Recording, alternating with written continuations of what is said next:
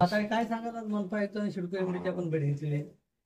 आता येणारं जे अधिवेशन आहे 16 तारखेपासून, त्याच्या अगोदर जी जी कामं पेंडिंग राहिलेली होती आपली, मग पालिकेच्या मध्ये जे जे लोकांचे प्रश्न होते वेगवेगळ्या विभागातील, ते इंजिनियर वगैरे सगळे आपण त्यांना बोलून, सगळ्या वॉर्ड अधिकाऱ्याला बोलवून आपण ही कामं कशी पद्धतीने करायला पाहिजे आणि केली पाहिजे. तर त्या अधिवेशनानंतर आल्यावर सगळ्या कामाचा आढावा जो आहे तो घेतला जाईल. मग त्याच्यात हॉस्पिटल विषय असेल, बेलापूर विलेज असेल, किंवा तुमचं दिवाळा असेल, वेगवेगळ्या विषयांवरती चर्चा होऊन वेगवेगळे पेरीवाले असतील.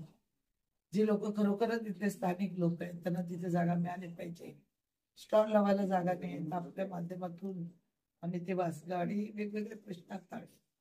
शिवकोत बरेचसे जे सोशल प्लॉट आहेत त्याचे FSI देत नाही. बरेचसे मंदिरं बांधलेली आहेत, त्या मंदिरांचे जे प्लॉट आहेत ज्यांनी बांधले त्यांना ते दिले पाहिजे. त्याच्यासाठी एक वेगळं विशेष असं धोरण तयार करा. 500 मीटरचा प्लॉट पर्यंत त्या मंदिरांना ती जागा देण्यात यावी. त्या पद्धतीने मी मागणी केली की नवंबरीत आपण बघितलं, नेरूळजा, सिऊळजा, बेलापूरजा, आमची टेकडीजा अनेक मंदिरं बनलेली आहेत, मस्जिद बनले, गुरुद्वारा बनले, चर्च बनले, काय काय मठ बनलेत, अनेक प्रकारचे सामाजिक धार्मिक कामं लोक करत आहेत. तर त्या हिशोबाने 500 चौरस मीटरचा प्लॉट त्या संस्थांना देण्यात यावा. असे किती प्लॉट आहेत ते फायनल करावे, त्याच्यासाठी धोरण ठरवावं. त्याच्यानंतर पत्रकार भवन आहे ते सुरू करावं.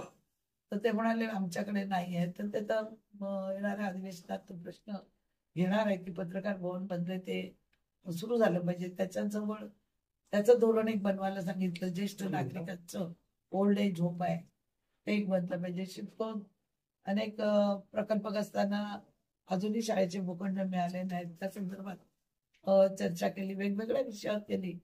आणि आज अधिवेशनाला जायच्या अगोदर आपल्या विभागात काही काही कामाची बाकी आहेत त्याच्याबद्दल आम्ही MDची पण बोलणं केलं, आयुक्तांशी केलं, सर्व अधिकाऱ्यांशी केलं.